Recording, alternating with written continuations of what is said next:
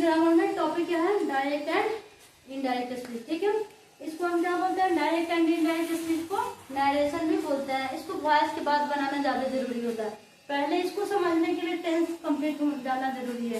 Tense का identification, tense का structure, voice बनाने आना चाहिए। उसके बाद हम अगर ये नरेशन पढ़ते हैं तो ज्यादा समझ में आएगी। ठीक है, फिर इसमें पढ़ाने इसके पहले वाला वीडियो में तो वो ग्रामर का वीडियो अपलोड हो चुका है, टेंस का प्रेजेंट टेंस उसमें कंप्लीट है, प्रेजेंट के साथ। ठीक है, इसमें हम पढ़ने जा रहे हैं नरेशन। ठीक है, डायरेक्ट और इनडायरेक्ट। तो पहले इसको डिफाइन करके समझे कि डायरेक्ट होता क्या है। जब किसी वक्ता के कथन, वक्ता यानी बोलने वाला, जब किसी, मान लो कि हम बोल रहे हैं तो मेरा जो स्टेटमेंट है मेरे शब्दों में कहा जाए। ठीक है, जब किसी वक्ता के कथन को उसी के शब्दों में व्यक्त किया जाए तो उसे क्या कहते हैं, डायरेक्ट स्पीच कहते हैं। ठीक है, वक्ता यानी बोलने वाला, स्पीकर, श्रोता यानी सुनने वाला। ठीक है, तो ऑडियंस क्या हो जाएंगे, श्रोता हो जाएंगे, और स्पीकर यानी बोलने वाला। बोलने वाला को क्या बोलते हैं, वक्ता बोलते हैं। तो बोलने वाला के बाद को उसी के शब्दों में कहा जाए तो वो क्या होता है, क्या होता है, डायरेक्ट स्पीच में उसको माना जाता है। ठीक है, और दूसरा क्या है हमारा, इनडायरेक्ट स्पीच। डायरेक्ट स्पीच के किसी का कथन, जो भी स्टेटमेंट होगा, जो भी बातें होगी, तो डायरेक्ट स्पीच में जो भी इन्वर्टेड कोमा के अंदर होगा वो कहाँ होगा, इन्वर्टेड कोमा के अंदर जो होगा कहाँ होगा, उसको क्या बोलेंगे, फिर जैसे यहाँ पे देखते हैं आई एम रेडी, ये क्या है, डायरेक्ट स्पीच में है।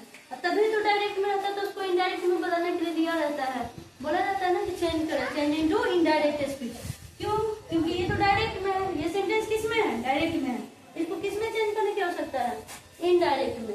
तो इसका जो भी स्टेटमेंट है, ही सेड, उसने कहा आई एम रेडी, मैं तैयार हूँ, उसने क्या कहा कि मैं तैयार हूँ, ये उसका स्टेटमेंट है, किसका है, वक्ता का कथन है। ठीक है, उसको हम अपने शब्दों में अभी व्यक्त नहीं किए। जब हम उसी के भाषा को कोई थर्ड पर्सन अपने भाषा में बोले तो वो क्या कहलाएगा, इनडायरेक्ट स्पीच। अभी ये डायरेक्ट स्पीच में, क्योंकि ये अभी क्या है, इसमें है, इन्वर्टेड कोमा के अंतर्गत है। ठीक है, तो इन्वर्टेड कोमा से अभी जब तक नहीं हटा है, सेंटेंस देखते ही पहचान लेंगे कि वो किसमें है, डायरेक्ट में कि इनडायरेक्ट में है।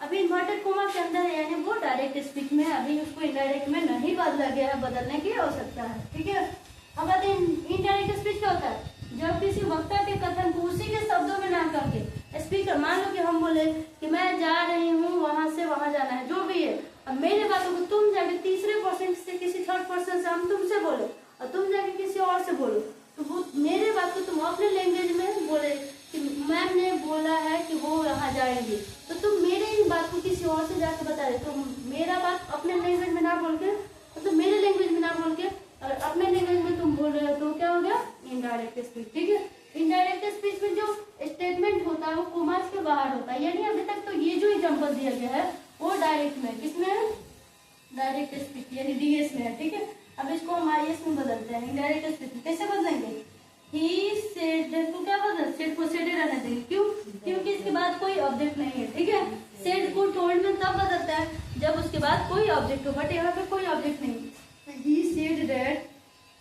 ठीक है, आई कौन सा पर्सन है, फर्स्ट पर्सन, फर्स्ट पर्सन किसके अकॉर्डिंग चेंज होगा, सब्जेक्ट, तो सब्जेक्ट क्या है यहाँ पे, ही, तो ही आ जाएगा। ठीक है, यहाँ पे क्या आ जाएगा, ही, एम है तो वॉज हो जाएगा, क्या हो जाएगा, वॉज हो जाएगा, क्योंकि जो वर्ब है ना वो पास्ट में है। ठीक है, अगर रहता है ही सेज तो यहाँ पे एम की जगह हम क्या लगाते हैं, इज लगाते हैं, बट यहाँ पे एम की जगह वॉज यूज होगा, बिकॉज यहाँ पे जो वर्ब है वो क्या है, पास्ट में है, तो इसको देखते हुए वॉज, ही वॉज रेडी। अब ये जो है, अब ये तो उसका कथन था ना, ही सेड आई एम रेडी, उसने कहा कि मैं तैयार हूँ। अब उसके बातों को हम अपने बातों में चेंज कर रहे हैं, ही said that he was ready, वह कहा कि वह तैयार है, मैं तैयार हूँ, कि मैं तैयार हूँ, वह तैयार था। ये दूसरे लैंग्वेज में यानी इनडायरेक्ट में चेंज हो गया। समझ में आया डायरेक्ट और इनडायरेक्ट होता क्या, पहले ये जानेंगे, तब उसके कुछ रूल्स को फॉलो करते हुए इसको बदलने के लिए जनरल रूल्स होते हैं और स्पेशल रूल्स होते हैं। जनरल रूल्स में सारे टेंस आते हैं और स्पेशल रूल्स में सारे टाइप के सेंटेंसेज होते हैं। ठीक है, उस रूल्स को फॉलो करते हुए हम इसको पढ़ेंगे, डायरेक्ट और indirect speech and narration complete करेंगे। आगे नेक्स्ट वीडियो में देखते हैं क्या है इसमें। डायरेक्ट स्पीच पढ़ लिया, इनडायरेक्ट स्पीच क्या होता है, इसको डिफिनेशन और एग्जाम्पल के साथ समझ ली। अब आते हैं हम रिपोर्टिंग वर्ब क्या होता है। ठीक है, इसको इसलिए जानना जरूरी है कि आगे जो रूल्स दिया रहेगा उस रूल्स को हम कैसे समझेंगे। ठीक है, रिपोर्टिंग वर्ब होता क्या, इन्वर्टेड कोमा के बाहर एक वाक्य रहता है। ठीक है, जिसके वर्ब को क्या बोलते हैं, रिपोर्टिंग वर्ब, वर्ब देखना है, वर्ब पहचानना आता है ना, is are am was were have has, ये सब क्या है वर्ब है, ठीक है। तो इस टाइप का कहीं भी दिखे वही हमारा क्या होगा रिपोर्टिंग वर्ब होगा। जैसे ही सेड आई एम रेडी, ठीक है। तो इन्वर्टेड कोमा के बाहर यानी इस पे हमको ध्यान देने के लिए कह रहे हैं, क्या कह रहे हैं, इन्वर्टेड कोमा के बाहर एक सेंटेंस रहता है, इन्वर्टेड कोमा के अंदर तो आई एम रेडी है, ठीक है। इन्वर्टेड कोमा के अंदर में क्या यहाँ पड़ा हुआ है आई एम रेडी, इस पे ध्यान नहीं देना, इसके बाहर देखना है, ठीक है। क्या है यहाँ पे क्या है ही सेड, ठीक है। यहाँ पे सेड जो है ये वाला वर्ब को हम क्या बोलते हैं रिपोर्टिंग वर्ब, ठीक है। यहाँ जो भी वर्ब दिखेगा वही हमारा क्या है रिपोर्टिंग वर्ब है। इन्वर्टेड कोमा से बाहर एक सेंटेंस लेंगे, इन्वर्टेड कोमा ये डायरेक्ट स्पीच में ये सेंटेंस है, he said I am ready, because inverted coma के अंदर लगा हुआ है, डायरेक्ट स्पीच में है। और इसके वर्ब को नहीं, इस एम को नहीं, इसको, ठीक है। यहाँ सब्जेक्ट के बाद जो वर्ब रहेगा इन्वर्टेड कोमा से बाहर उसी को हम रिपोर्टिंग वर्ब मानेंगे, ठीक है। अब आते हैं रिपोर्टेड स्पीच। इन्वर्टेड कोमा के भीतर जो वाक्य रहता है उसे रिपोर्टेड स्पीच, यानी ये वाला पूरा क्या हो जाएगा, यहाँ से यहाँ ये रिपोर्टेड स्पीच हो गया, ठीक है। इन्वर्टेड कोमा के भीतर जितना सेंटेंस में जो भी बात होगा वो क्या होगा रिपोर्टेड स्पीच होगा। कौन आई एम रेडी ये क्या है रिपोर्टेड स्पीच है, और ही सेड में सेड क्या है रिपोर्टिंग वर्ब है हमारा, ठीक है। अब हमारा है क्या verb of the reported speech यानी एम, ठीक है। पहले तो रिपोर्टेड स्पीच समझ गया, अब verb of the reported speech का मतलब होता है रिपोर्टेड स्पीच का वर्ब, ठीक है। तो कौन है इसमें वर्ब कौन है, तो सब्जेक्ट है, ये प्रोनाउन है, रेडी क्या है ऑब्जेक्ट है, वर्ब कौन है एम है, is are am was were ये सब क्या होता है वर्ब होता है। तो रिपोर्टेड स्पीच का वर्ब कौन है ये है, ठीक है। समझ में आया, verb of the reported speech किसे कहते हैं, इन्वर्टेड कोमा के भीतर जो वाक्य रहता है उससे रिपोर्टेड स्पीच कहते हैं। तो जानते हैं कि ये इन्वर्टेड कोमा के अंदर इसी को हम रिपोर्टेड स्पीच कहते हैं। और उसमें जो वर्ब प्रयुक्त हुआ है यानी एम हमको वर्ब दिख रहा है, इसी को हम क्या बोलेंगे verb of the reported speech बोलेंगे, ठीक है। समझ आया। अभी ये डायरेक्ट स्पीच को इनडायरेक्ट में बदलने के लिए जनरल रूल्स है और स्पेशल रूल्स है। जनरल रूल्स अभी हम टेंस के लिए, पोर्शन के लिए और किसके अदर पार्ट्स ऑफ स्पीच के लिए अप्लाई करते हैं। कौन कौन, change of portion, change of tense और change of other parts of speech, ये जनरल रूल के लिए लागू होता है। इसमें पहला है चेंज ऑफ पोर्शन, ठीक है। चेंज ऑफ पोर्शन कहने का मतलब पोर्शन के अकॉर्डिंग चेंज कैसे हुआ। तो पहला है सॉन, सॉन मतलब S for subject, O for object, N for no change, ठीक है। इसका मतलब क्या होता है कि जो भी फर्स्ट पर्सन में होगा, फर्स्ट पर्सन जो होता है किसके अनुसार चेंज होता है सब्जेक्ट के अनुसार चेंज होगा। फर्स्ट पर्सन किसके अनुसार चेंज होगा, किसके अनुसार चेंज होगा, साथ साथ लिखते चलो, चेंज होगा, ठीक है। सेकेंड पर्सन किसके अनुसार चेंज होगा, ठीक है। ये सेकेंड, ये फर्स्ट हो गया यहाँ पे, ठीक है। ये हमारा रहा सेकेंड पर्सन। सेकेंड पर्सन किसके अकॉर्डिंग चेंज होगा, सेकेंड पर्सन ऑब्जेक्ट के अनुसार चेंज होगा, ऑब्जेक्ट के अनुसार चेंज होगा, ठीक है। आगे क्या हमारा 3 लिखा है, यानी 3 मतलब थर्ड, ठीक है। 1 मतलब फर्स्ट, सेकेंड, 2 मतलब सेकेंड और 3 मतलब थर्ड, यानी इस थर्ड पर्सन के बारे में कह रहा है। थर्ड पर्सन में जो भी बातें होगी उसको कोई चेंजिंग नहीं करेंगे, ठीक है। Third person N for no change, first S for subject, ठीक है। पहला पर्सन जो भी फर्स्ट पर्सन में होगा वर्ड वो सब्जेक्ट के अकॉर्डिंग चेंज होगा, सेकेंड पर्सन ऑब्जेक्ट के अनुसार चेंज होगा, थर्ड पर्सन में जो भी होगा उसमें कोई चेंजिंग नहीं करेंगे। अभी क्योंकि हम पढ़ रहे हैं अभी चेंज ऑफ पर्सन, तो हमको ध्यान देने वाली बात है पर्सन पे ध्यान देंगे।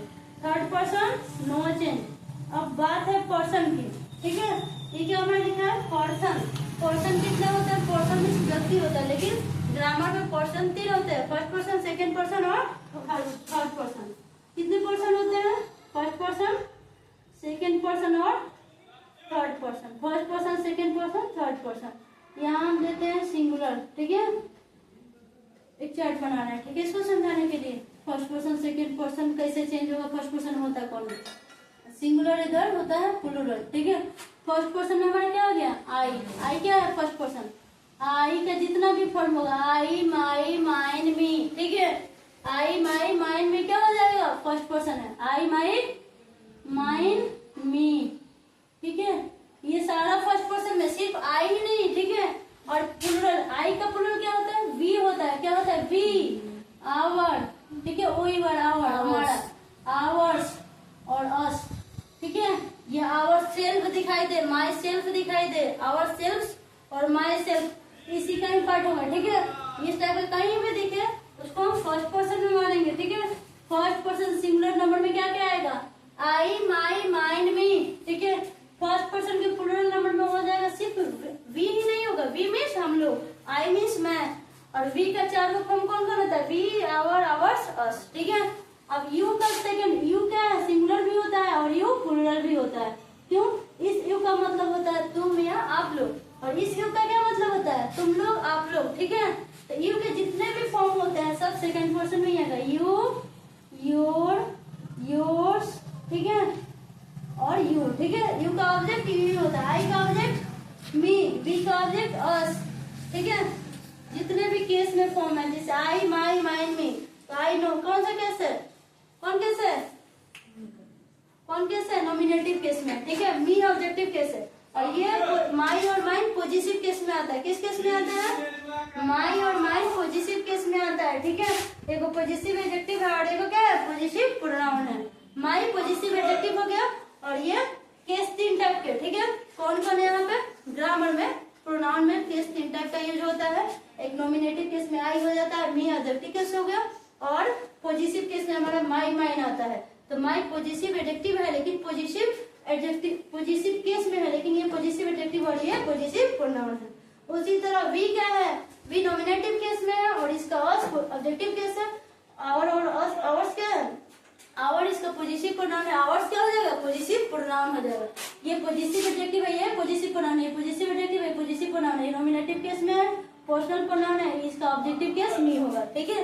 यानी आई का ऑब्जेक्ट मी होता है। ऐसे ही सेकंड पर्सन में आएंगे, सेकंड पर्सन का ये सब सिंगुलर फॉर्म है, ठीक है। सिंगुलर प्लूरल सेम होगा इंग्लिश में, बट हिंदी में क्या होता है, अलग अलग होता है। इसका तुम होगा तो इसका तुम लोग हो जाएगा, इसका हिंदी आप होगा तो इसका आप लोग हो जाएगा, ठीक, अंतर यही है। इसका मैं होगा तो इसका हम लोग होगा, लोग आते ही ये क्या हो जाता है, प्लूरल हो जाता है। तुम लोग, आप लोग, हम लोग, वे लोग, लड़के, मोर देन वन नेम, जो भी होगा ये सारे प्लूरल फॉर्म में आते हैं, ठीक है। अब आता है थर्ड पर्सन फॉर्म कौन होता है, ही, शी, इट। तो इसके फॉर्म भी तो होंगे। ही का क्या होगा, ही, हिज, हिम, ठीक है। सी का हर, हर्स, ठीक है, और इट का इट्स, ठीक है। ये सारे जो भी अगर कहीं वर्ड दिखाई दिए सब थर्ड पर्सन है, ठीक है। सिर्फ ही, सी, इट नहीं, इसके जो भी फॉर्म है, चाहे वो किस केस में हो, पॉजिटिव केस में हो, पॉजिटिव प्रोनाउन में हो या पॉजिटिव एडजेक्टिव में हो, ये सारे थर्ड पर्सन में ही आएंगे, ठीक है। ये वर्ड कहीं भी हमको दिख जाए वो सारे थर्ड पर्सन के ही पार्ट है, ठीक है। सारे किसके अंग है, थर्ड पर्सन के। अब इसका थर्ड पर्सन के प्लूरल क्या होता है, ही, सी, इट। इसके बदले हम लोग क्या यूज कर सकते हैं, मोर देन वन पीपल रहेंगे तो दे यूज होगा। क्या यूज होगा, दे मीन्स वे लोग, वी मीन्स हम लोग, यू मीन्स आप लोग, तुम लोग। तो लोग आते वर्ड ही वो प्लूरल फॉर्म में चला जाता है, ठीक है। इस यू का मतलब लोग बिल्कुल नहीं होगा, क्योंकि ये सिंगुलर फॉर्म में है। वर्ड तो सेम है इंग्लिश में, लेकिन हिंदी में वो डिफरेंट होगा। दे का सारा फॉर्म क्या होगा, देयर, देयर्स, ठीक है, और देम। ये कहीं भी वर्ड दिखे ये थर्ड पर्सन प्लूरल नंबर में है। Third person plural number, third person के सामने देखना है, यहाँ से देखना है और ऊपर से देखना है, प्लूरल के सामने है। ये जो he, she, it, him, his, hers, it, जो भी वर्ड दिख रहा है ये थर्ड पर्सन सिंगुलर नंबर में है, ठीक है। तो थर्ड पर्सन में जो भी वर्ड दिखेगा उसको हम कोई चेंज नहीं करेंगे, चाहे वो ही दिखे, दे दिखे, देयर्स दिखे, ये कहीं भी दिखे तो इसमें कोई चेंजिंग नहीं करेंगे। सेकंड पर्सन को ऑब्जेक्ट के अकॉर्डिंग चेंज करेंगे। ऑब्जेक्ट पता है ना, यू का ऑब्जेक्ट क्या होता है, यू ही होता है, ठीक है।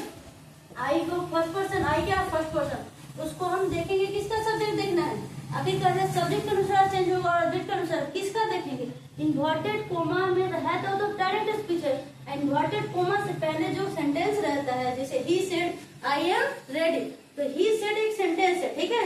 आई am ready bracket inverted coma में है, तो इन्वर्टेड कोमा से पहले जो ही सेड है उस सेंटेंस का सब्जेक्ट देख के चेंज करेंगे। आई जो है आई एम रेडी, वो इन्वर्टेड कोमा के अंदर है, उस आई को हटाने के लिए उस इन्वर्टेड कोमा से बाहर जो सेंटेंस है उसका सब्जेक्ट देखना होगा। कौन सब्जेक्ट, क्या है ना, फर्स्ट पर्सन सब्जेक्ट के अनुसार चेंज होगा। तो कैसे होगा, फर्स्ट पर्सन सब्जेक्ट के अनुसार चेंज होगा तो कैसे होगा, किसका सब्जेक्ट देखेंगे। मान लो कि ही सेड आई एम रेडी, तो आई एम रेडी तो इन्वर्टेड कोमा में हम किसको हटाना है, आई की जगह पर क्या यूज करना है, तो आई की जगह पे ही क्यों यूज किए, क्योंकि आई फर्स्ट पर्सन है और उसका सब्जेक्ट उसी सेंटेंस का पीछे थोड़ा सा बैक जाके देखना कि उसमें सब्जेक्ट की जगह पे क्या है, सब्जेक्ट की जगह पे पहले से ही है तो उसी ही को आई की जगह पुट कर देंगे। सेकंड पर्सन ऑब्जेक्ट के अनुसार चेंज होगा, यानी इन्वर्टेड कोमा से पहले जो सेंटेंस रहता है उस इन्वर्टेड कोमा से पहले जो सेंटेंस रहता है उसके ऑब्जेक्ट को देखेंगे। ठीक है, अगर इन्वर्टेड कोमा के अंदर कोई भी ऑब्जेक्ट वाला वर्ड दिख रहा है तो उस ऑब्जेक्ट को चेंज करने के लिए क्या होगा, सेकंड पर्सन वाला अगर दिख रहा है। ठीक है, इन्वर्टेड कोमा के अंदर सेकंड पर्सन यानी इसमें से कोई भी ऐसा वर्ड दिख जाए लगे कि ये सेकंड पर्सन है, और रूल कहता है कि सेकंड पर्सन किसके अकॉर्डिंग चेंज होगा, ऑब्जेक्ट अनुसार। तो कौन सा ऑब्जेक्ट देखेंगे, उस सेंटेंस इन्वर्टेड कोमा के अंदर वाला ऑब्जेक्ट नहीं देखेंगे, इन्वर्टेड कोमा से जस्ट पहले थोड़ा सा जो सेंटेंस लिखा होगा उसका ऑब्जेक्ट पुट करेंगे उस सेकंड पर्सन की जगह पे। ठीक है, थर्ड पर्सन इन्वर्टेड कोमा के अंदर दिखे, थर्ड पर्सन की टोटल वर्ड कहीं भी किसी सेंटेंस में डायरेक्ट स्पीच से इनडायरेक्ट में बनाते हुए दिखे तो इसी थर्ड पर्सन को हम सब्जेक्ट के अनुसार यानी कोई चेंजिंग नहीं करेंगे, अगर दे है तो देकर दे उतार देंगे। ठीक है, इसको ज्यादातर समझेंगे, इसको एग्जाम्पल देंगे। फिलहाल यहाँ तक समझ में आया। पर्सन 3 होते हैं, first person, second person, third person. First person सॉन बटा एक्सरसाइज का मतलब होता है एस मतलब subject, O means object, N मतलब नो चेंज। और 1 2 3 का मतलब फर्स्ट। ठीक है, first second third, first person second person third person, subject object no change. ठीक है, तो ये तीनों क्या है हमारा, फर्स्ट पर्सन सेकंड पर्सन। हो गया, बंद कर दे। फर्स्ट पर्सन सब्जेक्ट के अनुसार, सेकंड पर्सन ऑब्जेक्ट के अनुसार चेंज होगा, थर्ड पर्सन नो चेंज। ये ओनली किस में लागू होता है, नरेशन यानी डायरेक्ट और इनडायरेक्ट में। वास में इसको गलती से भी टेंस में पुट नहीं कर देना, ये रूल्स ओनली यहाँ पे लागू होता है। ठीक है, आगे इसको एग्जाम्पल के थ्रू समझते हैं ज्यादातर, यही काम आते ही हो गया। जनरल रूल्स को 3 भागों में बांटा गया, तो हम जानते हैं कौन कौन, first person sorry person, change of person, change of tense, change of no, change of, तीसरा था no change of other parts of the speech. ठीक है, इसमें क्या है, नोट नंबर फर्स्ट, नोट पे ध्यान देंगे। क्यों, जब रिपोर्टिंग वर्ब प्रेजेंट या फ्यूचर टेंस में रहता है तो किसमें चेंजिंग नहीं करता है, इनडायरेक्ट स्पीच में कहीं भी टेंस में कोई चेंजिंग नहीं करेंगे। जैसे हेलो यहाँ पे देखो, ही सेज, ठीक है, एग्जाम्पल देखो बताते हैं। ही सेज उसने कहा, वह कहता है, आई एम रेडी। ठीक है, एक एग्जाम्पल देते हैं। ठीक है, इन्वर्टेड कोमा में बंद करते हैं। ये क्या है, अभी डायरेक्ट स्पीच में है। क्या कैसे कर रहा है कि जब रिपोर्टिंग वर्ब यानी रिपोर्टिंग वर्ब यहाँ, इसको रिपोर्टिंग वर्ब बोलते हैं। ठीक है, कौन है रिपोर्टिंग वर्ब हमारा, ये रिपोर्टिंग वर्ब है। इसको देखना है कि किसमें, प्रेजेंट में, पास्ट में, फ्यूचर में। तो ये जो रिपोर्टिंग वर्ब है ये किसमें, फ्यूचर या प्रेजेंट में रहेगा तो इनडायरेक्ट में। अब फिर इसको इनडायरेक्ट बनाने में कोई चेंज नहीं करेंगे। इसमें कोई चेंज नहीं करेंगे जब हमारा रिपोर्टिंग वर्ब किसमें रहेगा, प्रेजेंट में रहेगा, फ्यूचर में रहेगा, तो यहाँ पे हमारा कोई चेंजिंग नहीं करना है। ठीक है, एम को एम ही रहने देंगे। अगर यहाँ ही की जगह सेड रहता है, he said I am ready, तो he said that he was ready, was हो जाता। एम किस में कन्वर्ट हो जाता, क्योंकि ये प्रेजेंट में है, एम प्रेजेंट में है, तो यही एम वाज में यानी पास्ट में बदल जाता, बिकॉज यहाँ पास्ट होने की वजह से। अगर सेड होता, सेड की जगह पे क्या होता है, एस से आई सेड होता, उसने कहा, तो ये क्या हो जाता, पास्ट में है। अगर रिपोर्टिंग वर्ब पास्ट में रहता तो हम इसको चेंज करते हैं। ठीक है, अगर यहाँ पे प्रेजेंट में, फ्यूचर में है, तो यहाँ पे जो टेंस रहेगा, जिस वर्ब में रहेगा, मतलब जिस टेंस के अकॉर्डिंग हम वैसे ही रहेगा, जिस टेंस के अकॉर्डिंग यहाँ पे वर्ब है उसी के अकॉर्डिंग होगा, कोई चेंजिंग नहीं होगा। नोट नंबर 2 क्या कह रहा है, जब इन्वर्टेड कोमा के भीतर असर्टिव सेंटेंस रहता है तब इनडायरेक्ट स्पीच में इन्वर्टेड कोमा के बदले डैट का प्रयोग करते हैं। क्या करते हैं, जैसे इसको बदलना है, he says I am ready, तो क्या बदलेंगे, he says that I am he is ready. क्या होगा, ही सेज डैट, तो बदलना है ये फर्स्ट पर्सन के अकॉर्डिंग, लेकिन इस एम को इज में रखेंगे। क्यों, यहाँ पे वॉज नहीं होगा, क्योंकि ये जो रिपोर्टिंग वर्ब है हमारा प्रेजेंट में है, प्रेजेंट में रहता है या फ्यूचर में रहता, तो यहाँ पे हम टेंस में चेंजिंग नहीं करेंगे। किसमें चेंज नहीं करेंगे, पर्सन तो चेंज होगा ही। ठीक है, आई फर्स्ट पर्सन है, फर्स्ट पर्सन सब्जेक्ट के अनुसार, तो इसको क्या बदल देंगे, ही सेज। अच्छा, सेज को टेंस में नहीं बदल रहा है क्योंकि उसके बाद कोई ऑब्जेक्ट नहीं दिख रहा है। ही सेज दैट क्या है, ही इज रेडी, किसमें बदलेंगे, इनडायरेक्ट में, उसी टेंस को बदल दिए यहाँ पर। ठीक है, तो कह रहा है जब इन्वर्टेड कोमा के भीतर असर्टिव सेंटेंस, मान लो कि यहाँ असर्टिव सेंटेंस इन्वर्टेड कोमा के अंदर आएगा, तब कह रहा है कि तब क्या करेंगे, इनडायरेक्ट स्पीच में इन्वर्टेड कोमास के बदले डैट का प्रयोग होता है। क्या करेंगे, इसके जब ये क्या रहेगा, असर्टिव सेंटेंस रहेगा तो इन्वर्टेड कोमा के बदले किसका यूज किया जाता है, इनडायरेक्ट बनाने के टाइम में इन्वर्टेड कोमा का है और यहाँ पर हम क्या यूज कर लेते हैं, डैट लगा दे रहे हैं। तीसरा क्या है, जब रिपोर्टिंग वर्ब असर्टिव सेंटेंस का मतलब आई एम रेडी, ये किस सेंटेंस में, असर्टिव में। आई एम नॉट रेडी ये भी क्या है, असर्टिव सेंटेंस है। ठीक है, क्या है, आई am ready and I am not ready दोनों क्या है, अफर्मेटिव और निगेटिव दोनों किस में आता है, असर्टिव सेंटेंस में आता है। असर्टिव सेंटेंस को स्टेटमेंट भी बोलते हैं। ठीक है, क्या बोलते हैं, स्टेटमेंट भी बोलते हैं। तो असर्टिव सेंटेंस में हमारा आई एम रेडी हो गया। अब आई एम रेडी से पहले हम दैट लगाएंगे। क्यों लगाएंगे, क्योंकि हम इसके इन्वर्टेड कोमा को हटा रहे हैं। किसको हटा रहे हैं, इन्वर्टेड कोमा के बदले किसका यूज करेंगे, दैट का प्रयोग। हम यहाँ दैट का यूज कर लिए हैं, ही इज रेडी से पहले दैट लिखे क्योंकि इन्वर्टेड कोमा से उस सेंटेंस को बाहर निकाले हैं, इनडायरेक्ट में बदले, डायरेक्ट से इनडायरेक्ट में बदले हैं। तो इस इन्वर्टेड कोमा के बदले हम दैट यूज करते हैं। ओके, नोट नंबर 2 हो गया। नोट नंबर 3 कह रहा है, जब रिपोर्टिंग वर्ब से लिखा है, यहाँ पे देखो से रहे, रिपोर्टिंग वर्ब ये है, सेज रहे, सेड रहे, तो उसके बाद अगर ऑब्जेक्ट रहता है, ठीक है, जैसे ही सेज टू मी, ठीक है, अगर रहता है ही सेज टू, यहाँ पे सेंटेंस में है बोलने क्या है, जैसे रहता he says to me, he said to me, ये भी चलाता है। ठीक है, he said to me I am busy. ठीक है, आई एम बिजी, तो इसमें क्या होगा, यहाँ पे सेड के बाद क्या है, मी लगा है। क्या लगा है, कह रहा है जब रिपोर्टिंग वर्ब मतलब हमारा सेड, ठीक है, रिपोर्टिंग वर्ब से सेड रहे, तो हमारे यहाँ पे सेड है, कोई एक है ना, इस तीनों में से सेड, और उसके बाद में क्या है, उसके बाद में अगर ऑब्जेक्ट है तो उसके बाद में हमारा ऑब्जेक्ट है, क्या है, मी है। ठीक है, टू मी लगा ना, टू तो प्रीपोजिशन है, लेकिन मी क्या है, हमारा ऑब्जेक्ट है। अगर ऑब्जेक्ट है तभी इनडायरेक्ट स्पीच में हम क्या करेंगे, इससे को किस में बदलेंगे, टेल में, सेज को टेल्स में, और सेड को टोल्ड में बदलेंगे। कब बदलेंगे, जब यहाँ पे क्या है, ऑब्जेक्ट है। इस इन्वर्टेड कोमा से पहले वाला सेंटेंस में, रिपोर्टेड स्पीच के बाद में, इन्वर्टेड कोमा से पहले, ठीक है, और रिपोर्टेड स्पीच के बगल में अगर हमारा ऑब्जेक्ट रहता है तो उस क्या बनेगा, सेज टेल में बदलेगा, सेज टेल्स में बदलेगा, सेड टोल्ड में बदलेगा। ठीक है ना, किस में बदलेगा, सेज टेल में, सेज टेल्स में, और सेड टोल्ड में बदलेगा। कब, जब इन्वर्टेड कोमा से पहले और रिपोर्टेड स्पीच के बगल में। ठीक है, अगर यहाँ पे कोई ऑब्जेक्ट रहता है तभी हम क्या करेंगे, उस से को टेल बनाएंगे। अगर से यहाँ पे से रहता तो टेल लिखते हैं, ही यहाँ पे टोल्ड है, सेड है, तो क्या बदलेंगे इसको, he told that, he told me that he was busy, इसको क्या बदलेंगे, ही टोल्ड मी। तो ये सेड किस में बदल जाएगा, टोल्ड में, बिकॉज सेड को सेड इसलिए नहीं रहने दिया। अच्छा, यहाँ पे ही सेड है तो सेड ही लिखे, क्योंकि इन्वर्टेड कोमा से पहले और रिपोर्टिंग के बाद तो कोई ऑब्जेक्ट ही नहीं है, इसलिए इसमें क्या किया, सेज को सेज ही रहने दिया गया। लेकिन इस सेंटेंस में ही सेड हो गई, तो सेड के बाद क्या है, ऑब्जेक्ट है, इस वजह से इस सेड को किस में बदलेंगे, टोल्ड में, ही टोल्ड मी। ठीक है, हो गया, यहाँ तक हो गया, टू गायब हो जाता है। ठीक है, टू को टू नहीं रहने दिया था। अब इन्वर्टेड कोमा के सेंटेंस को बदलना, तो पता नहीं इन्वर्टेड कोमा हटाने के लिए क्या यूज करते हैं, दैट। ठीक है, दैट। आई के बदले क्या यूज होगा, आई फर्स्ट पर्सन होता है सब्जेक्ट अनुसार, तो सब्जेक्ट यहाँ वाला सब्जेक्ट देखेंगे, कहाँ वाला सब्जेक्ट, यहाँ वाला। ठीक है, ही, ये वाला ही उठा के वहां चला जाएगा। इस आई के बदले यहाँ पे क्या पुट होगा, ही।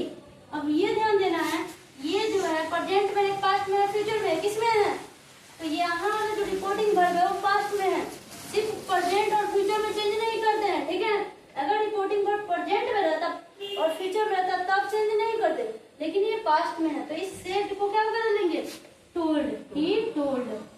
ठीक है, सॉरी, ये तो यहाँ पे टोल्ड इसका बदल दिया। ठीक है, अब यहाँ पे ये सेड देखते हुए यहाँ पे पास्ट है, तो इस वजह से ये वाला चेंजिंग हुआ। ठीक है, तो अगर प्रेजेंट और फ्यूचर में रहे तो इनडायरेक्ट स्पीच में कहीं भी टेंस में कोई परिवर्तन नहीं होता है। अगर वो पास्ट में रहे तो इसके टेंस में चेंजिंग होगा।